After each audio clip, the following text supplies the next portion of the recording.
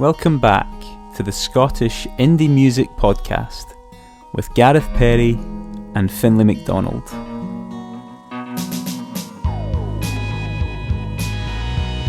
In episode 4, we discussed some of our favourite nonsense lyrics, from the bizarre and the genius to the simply incorrect. We also came up with a few of our own inspirational moments in music, which included songs, albums, and chance encounters aided by MySpace. So you're quite good at freestyle rapping then, under normal circumstances? So Finlay, first of all today, I had a little message from you yesterday morning, and you'd heard a particular song on the radio that had a certain lyric that either didn't make sense in it. So maybe you could tell us the song. I was just idly in the car listening, and The Year 3000 by Busted came on.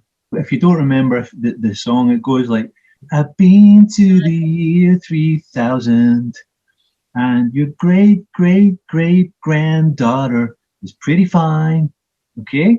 And it just sort of crossed my mind like, hang on, great-great-great-granddaughter would only take you to about 2080, you know. That's like 3 generations away. And I actually worked it out. To get to the year 3000, in terms of generations, you'd have to have 50 generations down the line if it was going to make sense. It got me into the idea, like, let's look at other lyrics, and there are quite a few really daft lyrics that are just in there because they rhyme or something, but there's quite a lot of daft ones. And then, of course, we opened it up to our audience on Facebook, and we got some quite good responses, didn't we? Yeah, just first on the Busted one, I think you've sort of mistaken what they meant by fine. They actually meant that she just broken down over 900 years so much that her math was fine. Brilliant. Of course, that's what they meant. It's all about quantum physics and stuff. Well, we go with some of the Facebook suggestions first, just to see what came up, because you could take this a number of ways. Like, you've said something that factually it doesn't make sense, whereas you could also have words that are just used completely wrong in a sentence. Well, that was more the kind of thing I was thinking of. Just things that are completely wrong. If you're going to go for like words that don't make sense, like most of the great songs in the world that have ever been written don't make a lot of sense. I mean, some people come up with some examples of things like Wire and there was Michael Stipe come up. These are great writers, you know. They don't make sense as such. There's kind of good nonsense and there's kind of rubbish nonsense, isn't there?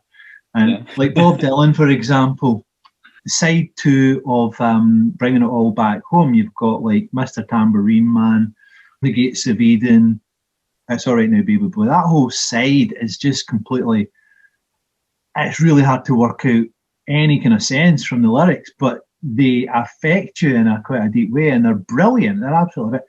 But there's the other kind of nonsense, which is just like actual nonsense. You know?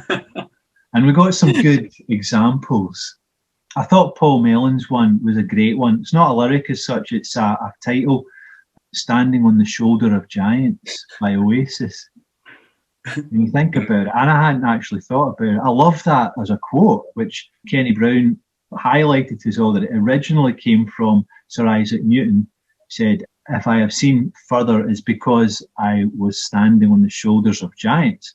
That's just such a great quote. I love that. And it makes complete sense. But when you think about Oasis's version, Standing on the Shoulder of Giants, I thought that was a great one. I had noticed actually on the side of a £2 coin, I think somebody mentioned that on Facebook as well, but I think those two things came around at about the same time, the £2 coin and that Oasis album. And I remember somebody pointing that out as well at the time. So does the £2 coin miss out the S? I do not know, actually.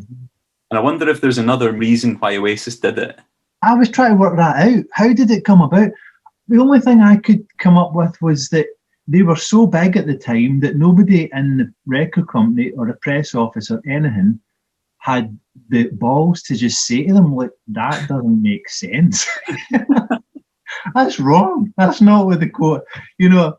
So people are like, oh, Liam and Noel, yeah, okay, yeah, just go for it, you know? I don't know. If it's the Royal Mint that made the mistake, then I don't know, that'd be quite embarrassing as well, wouldn't it?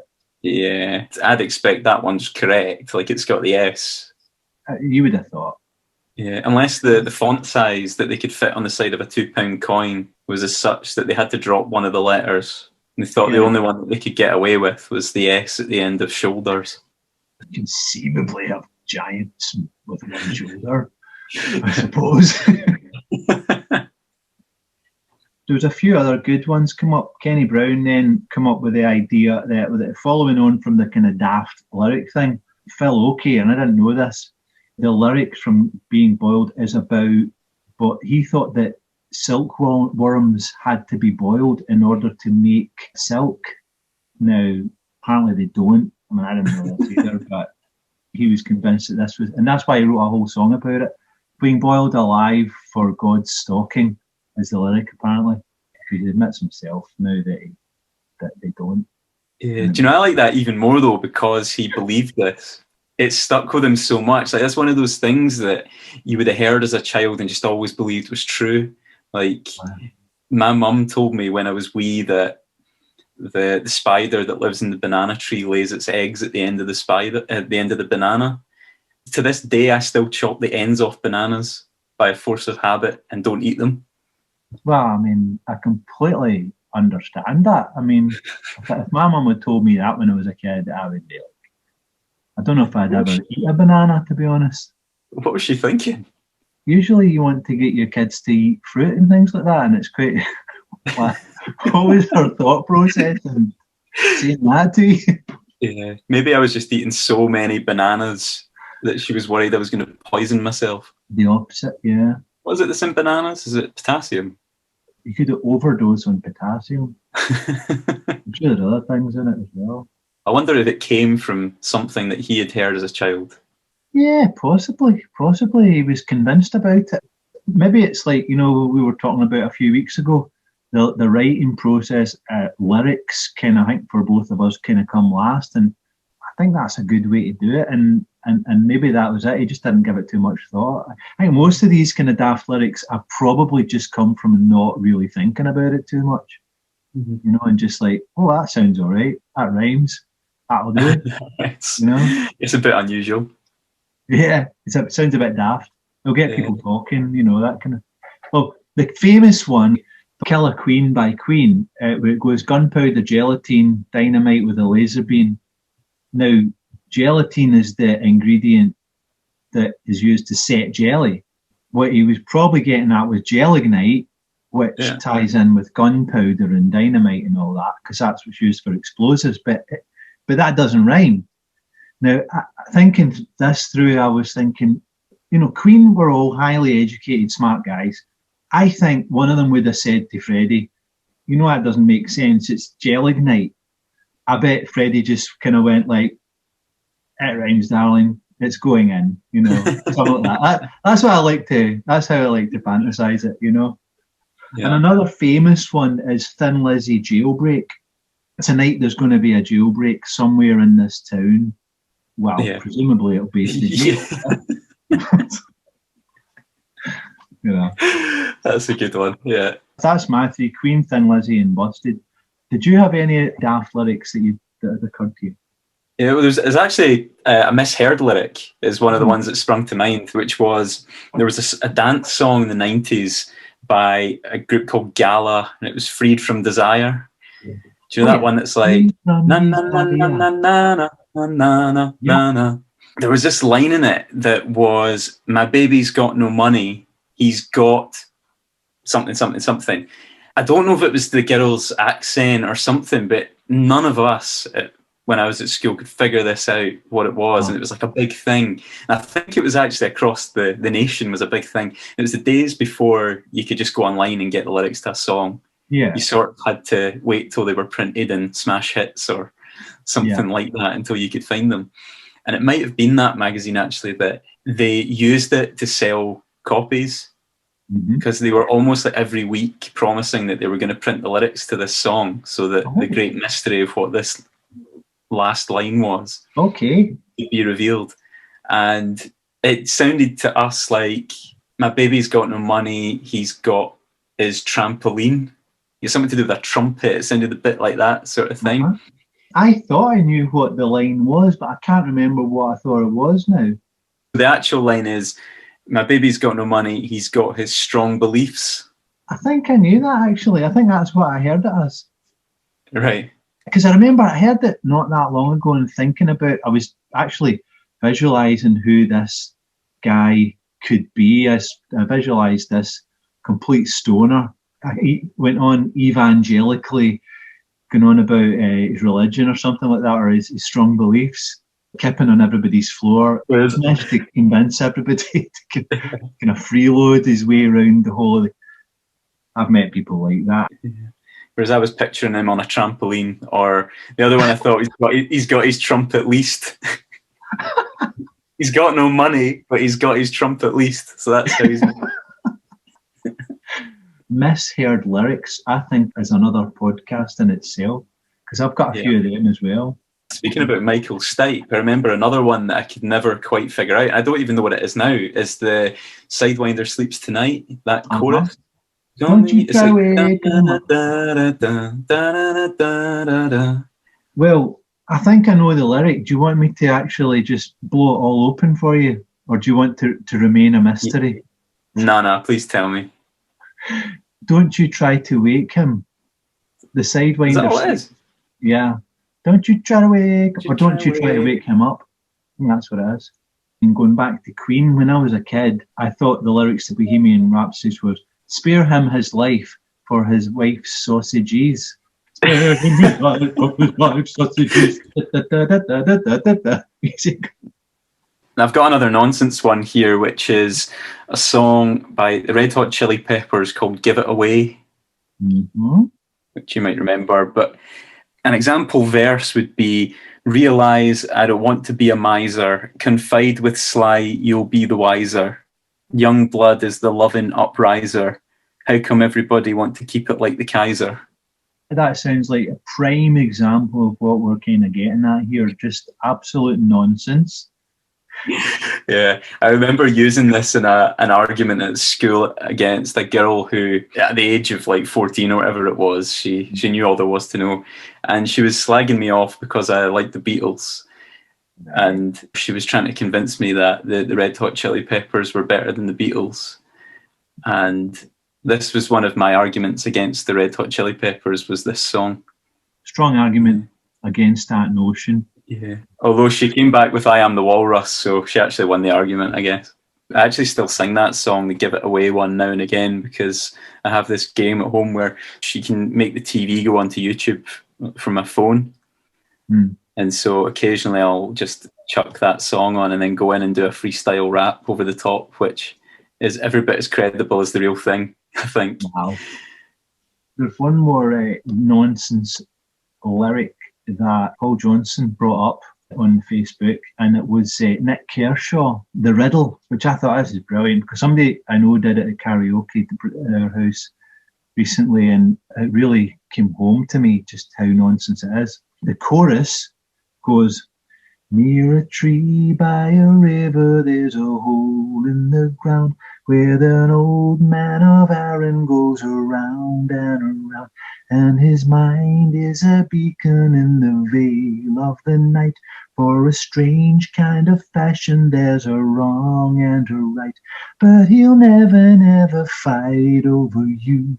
Nick gives it complete deadpan, really straight performance in the video. It's worth a watch. It's actually a really nice melody, that, though. It's a very catchy melody, isn't it? You can see why it was such a big hit. Nobody was caring about the lyrics too much, I don't think. And that all came from you listening to your Busted album yesterday morning. Accidentally hearing it on the radio. Whatever. Did you not say you're forced to go and see them live? That was McFly, so very similar. Shall we move on then to something else we were going to talk about? Like I said to you, I remember at the very, very start of the initial lockdown period, last year, when people were sort of finding different ways to fill their time, there was a lot of these social media top 10 things that people were posting up on Facebook.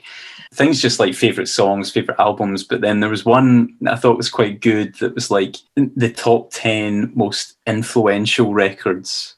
Mm-hmm. So things that changed your outlook, your approach, your listening habits. And I thought about that from our point of view. We'll do maybe not 10, but we'll do 5.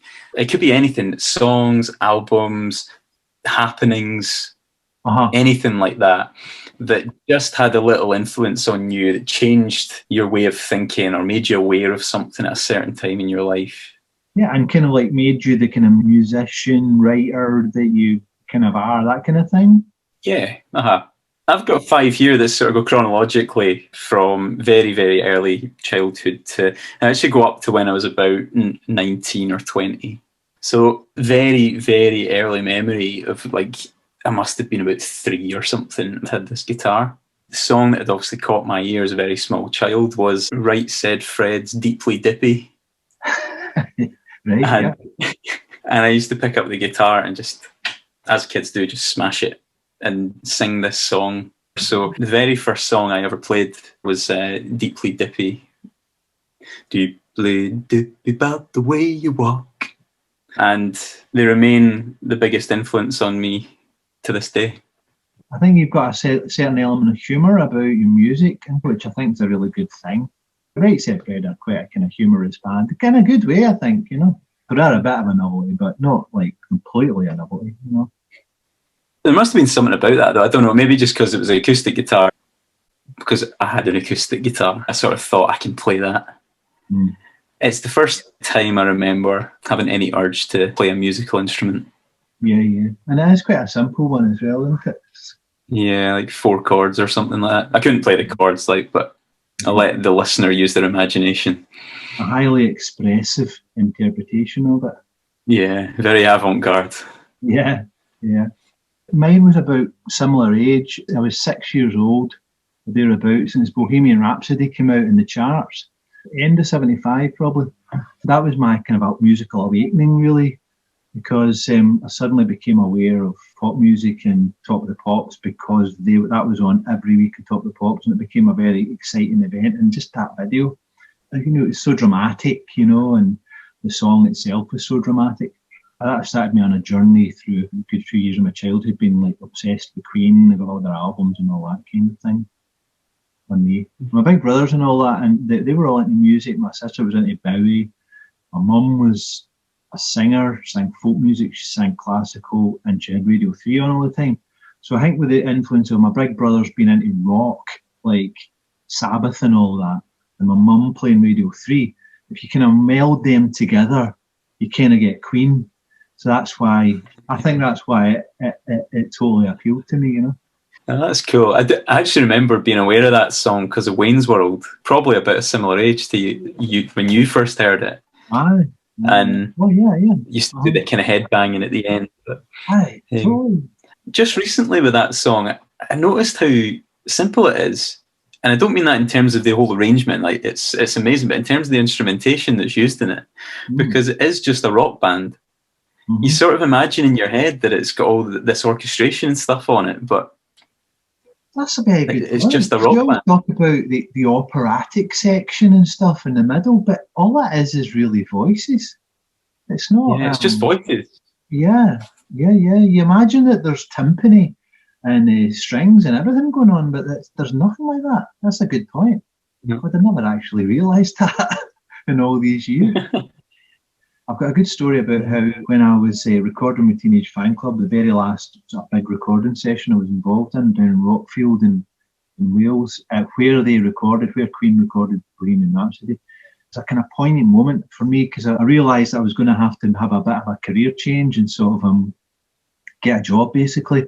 So I sent off my CV and I wrote my CV in this little room, which was an old stable, and it's where Freddie wrote Bohemian Rhapsody, or at least finished most of the song, because he disappeared for about 2 weeks when they were recording there in that little room. I don't know if it has any significance whatsoever, but brilliant. Yeah, absolutely. Amazing. So I'll go on to my second one now, which is verging into maybe guilty pleasure territory here, but it was about the year 2000, just as you were making the first draft of your letter in Freddie Mercury's stable room. Exactly. I hadn't even started playing piano yet at that point. I don't come from a very musical family. They like listen to music, but I've never really played anything. I think the guitar was my mum's actually, but it had sat in a corner for 20 years or something. Mm-hmm. And my dad occasionally played a song on it. I remember it was around the time when all those kind of talent shows were starting on TV. Oh yeah, the X Factor and the ones before that. Mm-hmm. Yeah, and I'd sort of got out the habit of listening to the radio as much as I did when I was younger at that point. So I used to know the top 40, like off by heart. And then I kept hearing this wee piano tune over all these things. I think it was the one with Mylene Klass. What band was she in again? Was she Hearsay or something like that? I think it was Hearsay, yeah. Yeah. Pop Idol or Pop Stars or something like that. Yeah, it was. I think it was Pop Stars. She kept playing it as well. I didn't actually know what it was. I could maybe play a little bit of it for you. First song I ever learned on the piano. Brilliant.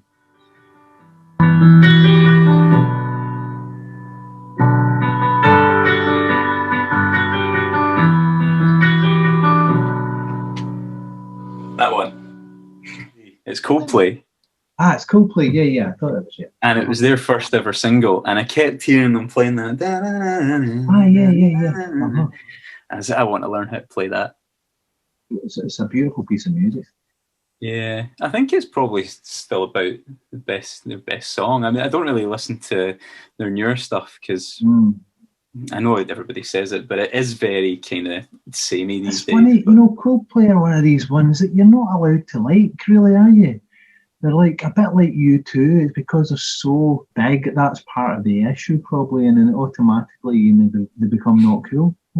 Yeah, I had a keyboard that had been my brother's, but again, it was just sitting there for years.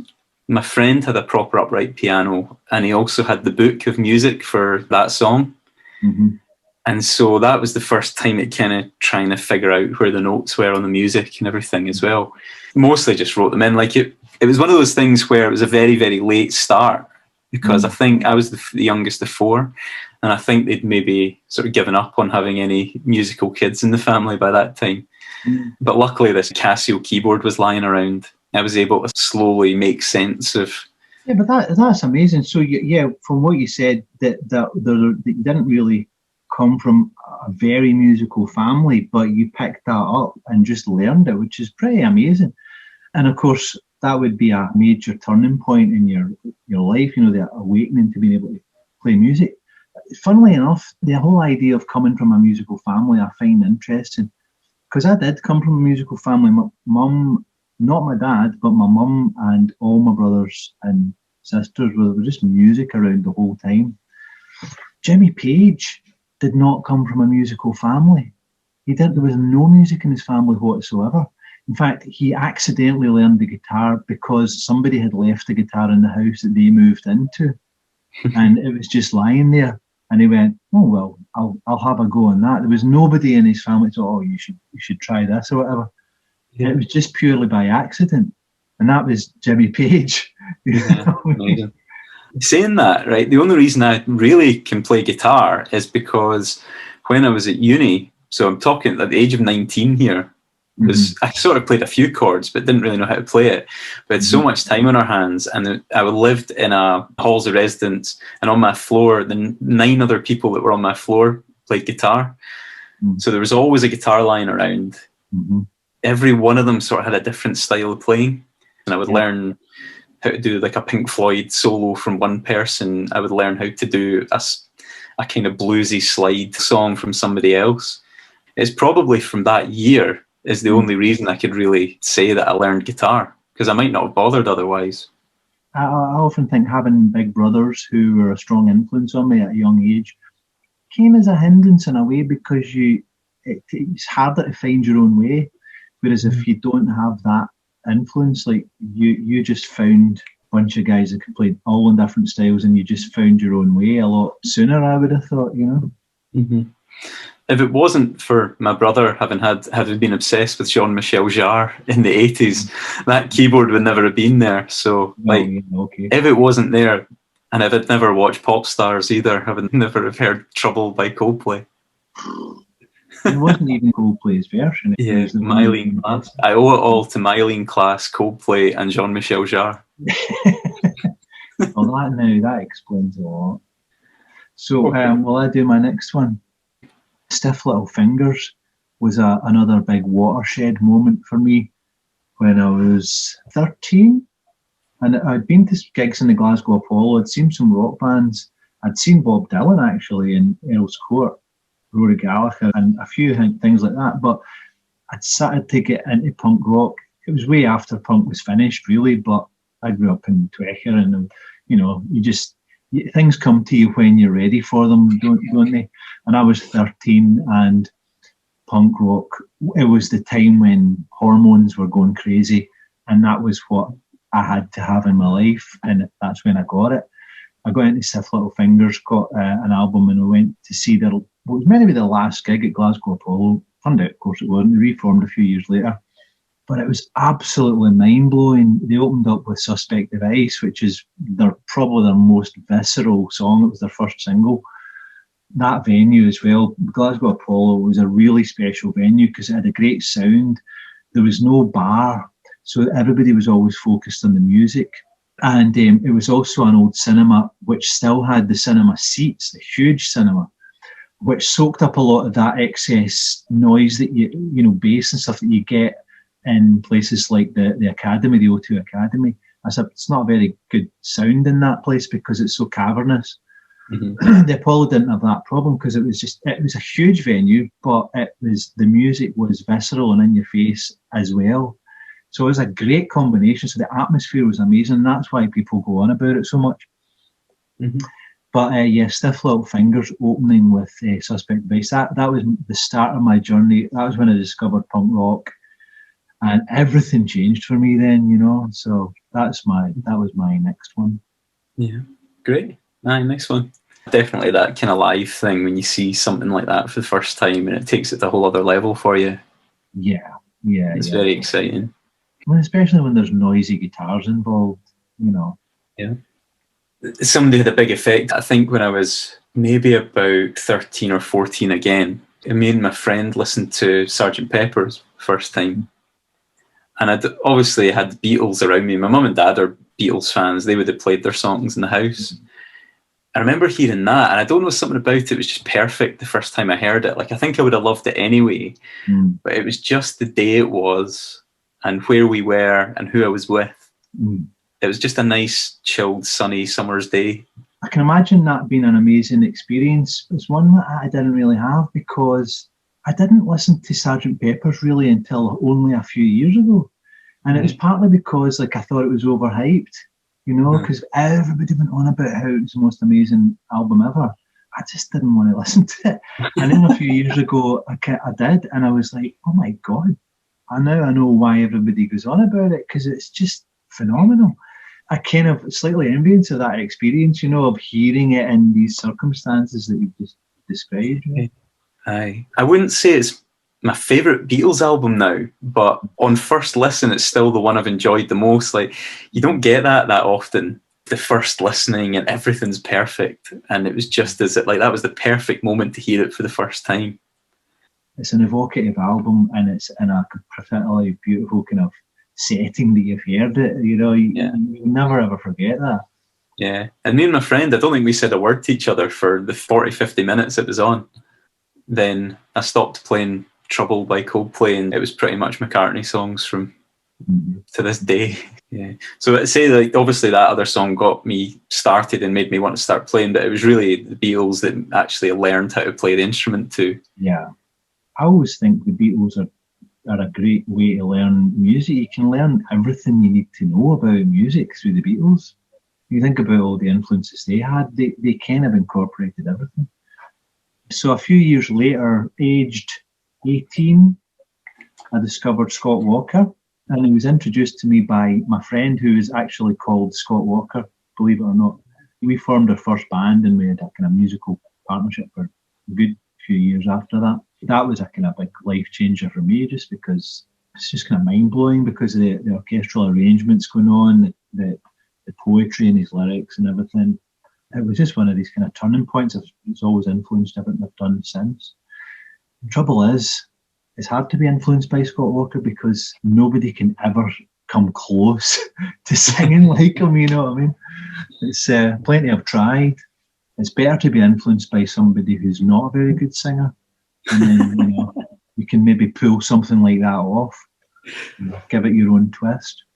I've heard you say that before. I think you're a bit harsh on yourself. You can see the influence in Scott Walker in you. Your style I know, there's plenty of things. Like Mark Almond is really influenced by Scott Walker, and so was Julian Gope. They don't sound like him, they just sound like themselves. I suppose it's a bit like that, really, isn't it? The influence is there, but it doesn't mean you're trying to be that level or whatever, There's worse people to be influenced by, though. Exactly, that's true. Yeah. Mm-hmm. It's funnily enough, the older I get, the more I appreciate his later stuff. I didn't really get Climate the Hunter just after it came out. It's when I kind of got into him, and I really like it now. And then something like Tilt, I just didn't get it when it came out, and now I actually quite like it. Yeah, I mean the golden sort of period for me is his sort of Phillips. Scott 3 for me is like when he just hit the exact right sweet spot. I think between the avant-garde and the melodic, and we had sort of moved into pushing the boundaries a bit more, So I'll give you my other Sgt. Pepper moment very quickly. Burt Bacharach at the Electric Proms 2007 or 8, and it was in the days of the red button on BBC. They would show just on a loop the artists playing at it for a couple of days.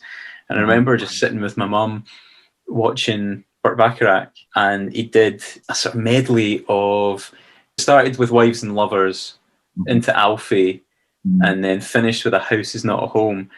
And it goes on for about 10, 11 minutes.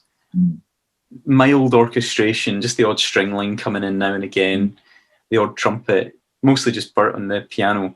And it goes on like that for about 9 minutes. And then at the end of House Is Not Home, it just takes off. And it just keeps going and going and going and going. You just can't think it can go any higher. Yeah. And it just keeps, and it's absolutely perfect. Did he have a real string section at that? Yeah, I think he had the full orchestra, as far as I remember. Amazing. I have seen him do that a couple of times with the orchestra. That time I saw it when I wasn't expecting it. Yeah. Even my mum, who was still just reading their magazine, was like looking up on them out, wow, it's incredible. And I just remember trying not to cry at the time. It was that great. So how does it go at the end of that again? I'm not meant to live alone.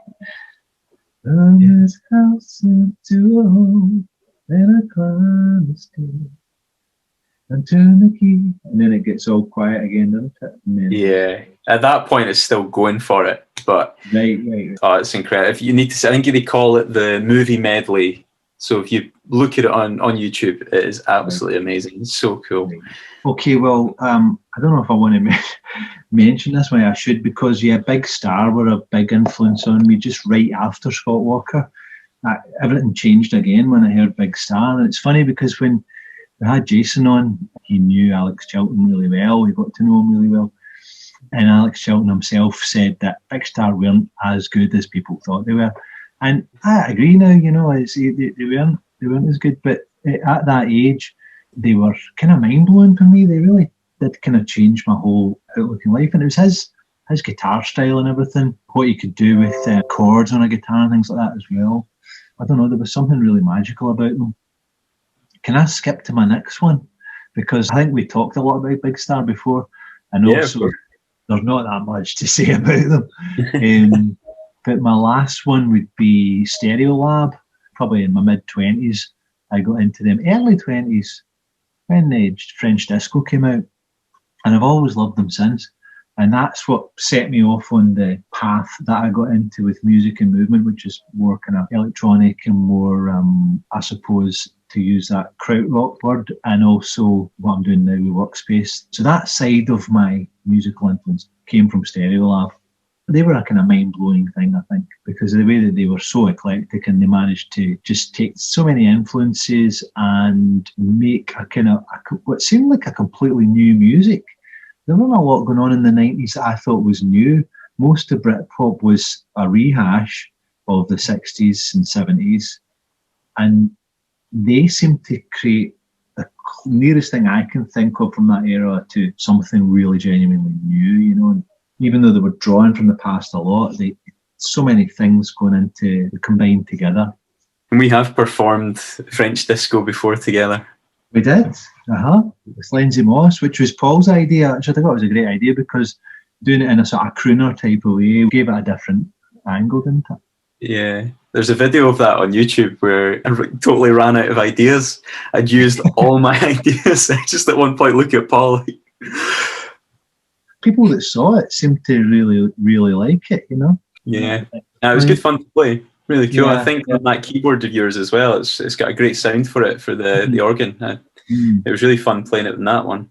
And Andy and Nicky, I thought, were great in nailing the rhythm section of that one. They totally nailed it, which was, I think, what made it fun to play. Yeah. Probably the most influential moment for me was one of the first nights I was at uni. I remember it was the time of MySpace. Like, that was the big thing at the time. And it used to kind of put your friends as a sort of top 8. I never really liked doing that. It started off with 4, and then you could have 8, and then you could extend it to 16 or something. And I never liked rating my friends, so I just used to put my favourite bands in it.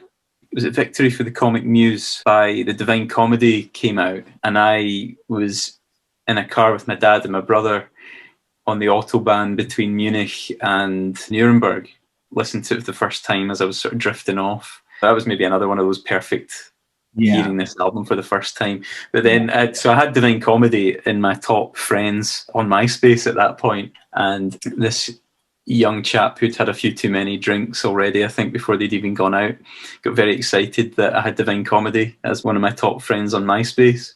Later that evening, when they were coming back from going out, the same young chap started singing Gin Soaked Boy at the top of his voice to me. Ba ba ba ba ba da, ba ba ba ba ba da. Maybe the next day I got talking to him, and that was how I met Adam Ross, who basically for the next few years of my life I played music with, performed with, wrote with, recorded with. It was the starting point of actually really playing in bands for me and performing, learning how to do everything. Not only play guitar, learn how to record. When it started happening for real, basically. Yeah, that's it. I think I remember you talking about a song that you bonded with Adam over, and I think you and I kind of bonded over it as well. A Lady of a Certain Age. Incredible. It's really great. Aye. It also features the name of my band, The Smart Set. That's kind of where it came from as well. Where you got the name, of course, yeah. Aye. Beautiful song though. Part of the Smart Set. Holiday to the kings, dined out with stars. It's just incredible. The lyrics are just, every line just hits you. And again, he manages to rhyme all the way through it as well, doesn't he? He is a bit of a master of a rhyming couplet, Neil Hannon. And we had the famous line about your arse is the size of a small country. Yeah, he's one of my favourites as well, but obviously very influenced by Scott Walker as well, and has gone for the same vocal style. He's gone for it and made quite a good job of having a go at it as well, yeah. In fact, just coming back to that one of the great quotes that we talked about at the start, about standing on the shoulder of giants. You know what I mean? People were cool with that because, you know, you've got to start somewhere, haven't you?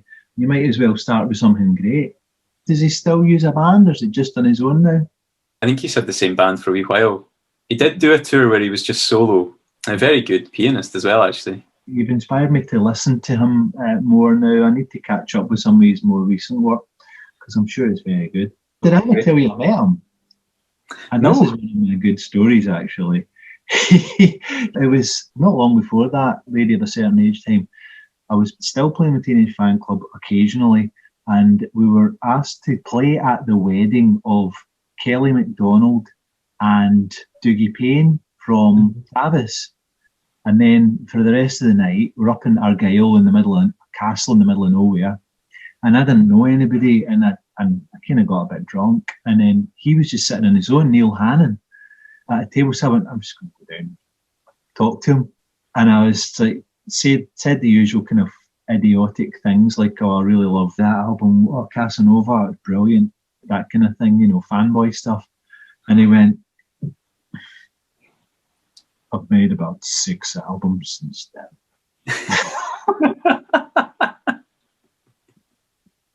And then he said, have you got a cigarette? and I felt as if, like, oh no, man, I've managed to bore him to tears so much, I've driven him back to smoking. He's probably like years ago or something. Yeah. You should have just said that, but the 6 from then have been crap. I've often thought about saying, I wish I'd said that. Because it is a bit of an arsey thing to say, really. But at the same time, if I was going to be a fanboy, I should have at least known that he'd made about 5 albums or whatever it was. Good stuff. So, will we go for some questions then? I've got 3. Yeah, I've got 3 as well. Do you want to fire a number at me then? Number 2. Number 2. Okay. Been watching anything decent on the telly? I'm looking forward to the new series of Handmaid's Tale coming on. I think it's at the end of April. It's probably the last show that's really caught me. We're a bit late to it, so only really finished watching it maybe in the autumn last year. So I've not had to wait too long to get the next series. I know I lost track with it a wee bit, but the first one was amazing. Everywhere you look, I just keep thinking, oh my God, it's a Handmaid's Tale, It's I mean, everywhere in the world that something from that does happen. Yeah. But also, it's terrifying how it's starting to happen here as well. I watched Phoenix Nights for the first time recently, and it's great. Really good. I watched it a bit at the time, but is it worth another go, yeah? I think it was actually better for me watching it now than when it first came out. I think I appreciated it more now than I would have done. But in terms of hard-hitting drama, The Handmaid's Tale was the last one that really caught me. What about you? Throughout the winter, I've been watching a lot of really old, not really old, but 70s horror films. And then I got into sort of like your Hammer horrors, but more the Amicus horrors, the portmanteau horrors. Peter Cushing and Christopher Lee and all these, Joan Collins and all these kind of actors. And then I got into the dramas of the 70s, like Thriller, Brian Clemens' Thriller, which I vaguely remembered as a kid. They're about an hour long, and in some ways they're very dated, a lot of these things. It's very much of its time, but the stories are great, and the actors are great, and the soundtracks are great. The composers that worked on these, it was all real orchestra stuff. There wasn't any synths really in TV shows then or anything like that. It's a good way to unwind at night. Watch a 70s thriller or Tales of the Unexpected. It's that kind of thing as well. There's loads of great actors like Denham Elliott, Anthony Valentine. They're all there, Do you know another one I actually just remembered? They've put the original Muppets up on Disney Plus, the original 5 series. So we've been working our way through that. And oh, brilliant. I didn't know the Muppets were on that. That is fantastic. That's one to watch. There was one where they had Charles Aznavour singing Inchworm. I noticed it on YouTube. I haven't watched it, but that must be amazing because it's a great song. It was so great. And just even the little inchworm that they had on his hand and stuff. Right, and the chorus of the kids in a school, but it was like silhouetted into a building. It was just beautiful. It was amazing. It was essential viewing every week when I was a kid. So I'm glad you brought that up because I'm definitely going to get into that. One of the great things about the 70s is it was all real instruments, all orchestrated music in the background all the time, and really clever orchestrations. It wasn't just like, oh, just knock this out. It was like they really put a lot of thought into it. It's just the jokes as well. It's just constantly funny. It's just like one-liners. One-liners, yeah. Mm-hmm. So you fired a number at me. I'm going to fire a number at you. Is that correct? Yeah. Okay, let's go for number 2. Did you play in any bands in your teens? Yes. My first band was in school. Right through primary and high school, I tried to form a band, and I had to try and teach people how to play instruments, like a guitar, a bass, or something. Eventually, I got to the stage where I could actually get a band together, and we called ourselves Cliche. And we were essentially just a Clash covers band, you know. We played Clash songs. That was it. And that's how I learned. That's how I learned how to play guitar, really better than just, you know, the open chords. The guy I mentioned earlier on, Scott Walker, I met him just after I left school, and we formed a band called Dr. Love. And we were trying to do epic 60s pop. We got into Burt Bacharach, Scott Walker, and Tom Jones, and Elvis. I'd loved Elvis at that point as well. Yeah, so how do you pull that off, get an orchestrated 60s epic sound?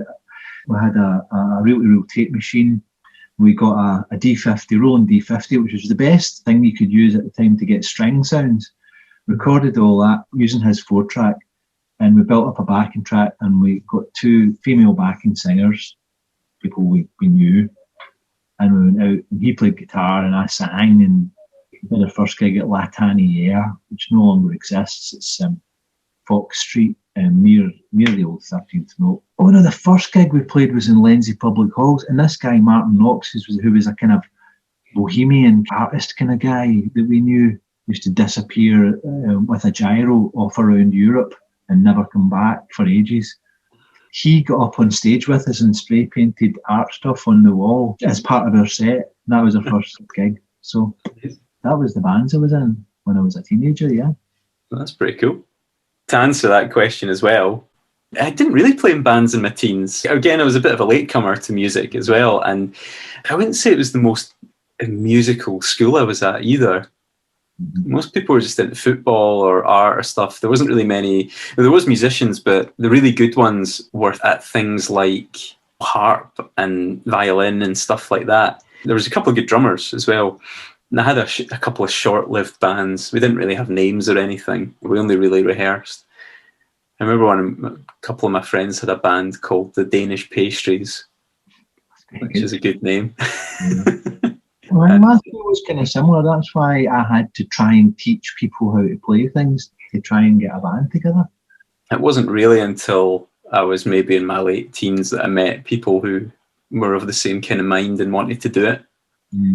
We didn't know how to get gigs and stuff. And no, neither did I. I didn't have a clue. I still don't really know how to do it. No, I still don't either, you know. Where I was from Dunblane, and nowadays all the kids around, the toll booth in Stirling is just like the gathering point, and they put on gigs for like under 18s, and they have this specific place that you can go, and they have different classes for them. But none of that was really around when I was wee, so I never got to meet kids from other schools that I might have done that with. You're sort of just that bit far away from the big cities. Yeah, well, I was as well. I was only like 20 minutes outside Glasgow, but I still felt very remote. It was just a village, you know. Yeah. Am I saying another number now? Another number. I'll go for number 3 this time. Number 3, okay. If you could do a tribute band, what would it be and why? Wow. Yeah, that's a pretty good one. You would have to be fully invested in it and never get bored of the music, and something you could do well. I don't know. I mean, the only person I remotely resemble in music is Bill Nelson from Bebop Deluxe. I'd maybe have to keep the lockdown here going a little bit longer to get to that length, but I think that's the thing, though. Does it have to be all about looks, or is it more about music? Yeah, if I had to choose somebody whose music I would have to play every single night, the obvious one's the Beatles, just because they've got so much music to pick from, and I like every single song. But there's a lot of people out there who'd be better at it than me, so I probably wouldn't get much work. I heard there was a Beatles tribute band, I can't remember what they're called, but they don't do the look or anything like that. They just play the music. They focus on doing it really, really well. Do you know who'd be a fun one that you don't really see many tribute acts of? I mean, I'm sure there are some out there, but I think I could do a decent job of being the piano player in that sort of late 60s, early 70s Kinks. Oh, great. God's Children, that sort of thing. Percy. Yeah, just all that Village Green Preservation Society stuff. It had a lot of piano on it. Oh, that's a great one, yeah. There's quite a lot of the tunes around that era. Again, getting back to that sort of music hall style, they had that fun piano on it. I can't think of a Kinks tribute band, actually. There must be loads, but I can't think of any. I've not seen any or anything like that. That'd be a great one. Maybe down south there'd be more kind of down London way. Yeah. My kind of secret desire, if you like, would be to do a Thin Lizzy tribute band. I'd love to be Phil Lynott because I love Thin Lizzy. I loved them when I was a kid. Great live band. Saw them in the Apollo. The big question, of course, is, well, I think the answer is no, but, would you black up? Obviously the answer is no, because that would just be awful. But but people do kind of try and do the look, don't they? I think I would have to just not do the look and just go, I don't look like him, but I could play the bass. I could do a decent job with the vocal, I think, because I've got a similar range. That would be great fun. I'd love that. I think that would be quite good fun as well. Thin Lizzy's one of those bands that I guess you and I probably shouldn't really be into, given our other tastes, but I do like Thin Lizzy as well. Yeah. Well, it's funny because, Stuart Murdoch chipped in on a thing I did on Facebook recently. He's a big fan, and he's mentioned them in songs as well. Again, somebody who you wouldn't expect necessarily the first thing you'd think of. They had such a great melodies, Thin Lizzy, and Phil Lynott had, in his solo albums, brilliant. The Corrs covered one of his songs, the Old Town, which had a great sense of pop. The tribute thing, though, I mean, it would be so tempting just to get a studded wristband on, and go, you kind of need to when you get the mirrored bass, go. Yeah. You would have to do it all. That's what the crowd would want. Yeah, I know. I have written down a couple of tribute band names. You know how they're always kind of a bit of a joke. Yeah, it's almost like they sort of talk themselves down a little bit.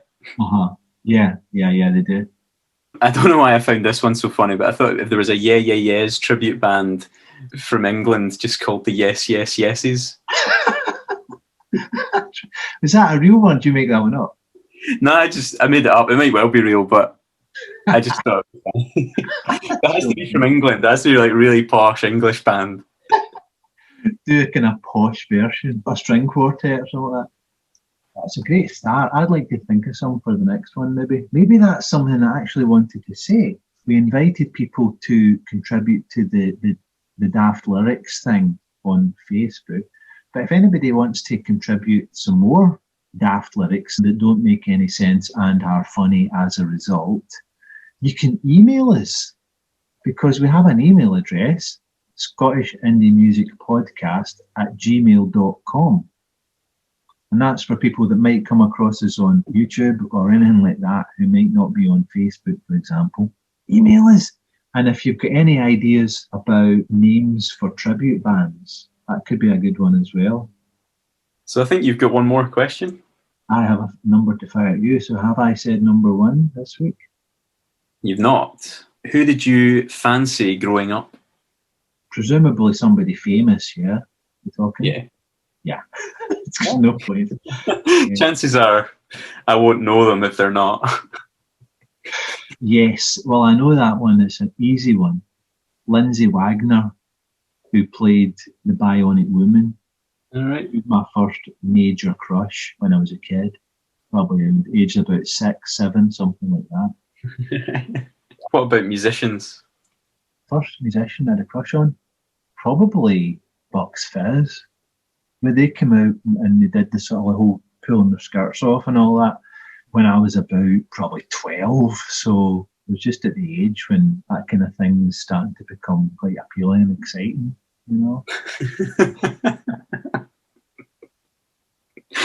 Yeah, fair enough. Probably you. I had two. The first one was Cerys Matthews from Catatonia. Oh yeah, I mean she's really cool. Yeah, she's got a great voice as well, like totally distinctive voice. I think it's just because she looked cool. Because I remember thinking that about her and Brett Anderson from Suede. I almost thought they were on the same level of cool for like male and female. Yeah. And so if I had a man crush, it was Brett Anderson, but It would be like the Ken and Barbie kind of thing. yeah, 90s indie Ken and Barbie. I definitely had a man crush on Brett Anderson as well. I didn't ever become a massive Swed fan, but I remember seeing him on telly. God, he's so good looking. He's ridiculous. Yeah. The other one for me was Bjork. Ah, yeah. That is really cool. Especially you'd have been quite young when she came along. Yeah. I remember getting a bit slagged off for that because all my friends were into like the All Saints and Spice Girls and stuff. I had a bit of a thing for Bjork, yeah. And I think she still looks great. Yeah. I don't know how old she is now, but she'd be in her kind of mid-50s maybe? Oh, older than that. Late 50s, I would say, because I'm in my early 50s. She's got to be older than me. She might not be, mind you. Yeah. Because they would have been out mid to late 80s, wouldn't they? The Sugar Cubes. And then... So we both fancied Brett Anderson. We found some common ground there. We are the metrosexual podcast. Would you like to tell the listeners why we were delayed by 2 minutes at the start? Yeah, because I had to go and moisturise, because I realised that I just looked way too hackett and old, next to you especially. So I was pre-moisturised for the show, so I'm down to one question left on my list, so I'll need to think of some more for next time. Yeah, I'll need to replenish mine as well. Cool. Well, thanks again for watching. Thanks for listening. And we'll see you next time. And remember, Scottish Indie Music Podcast at gmail.com. If you want to contribute in any way,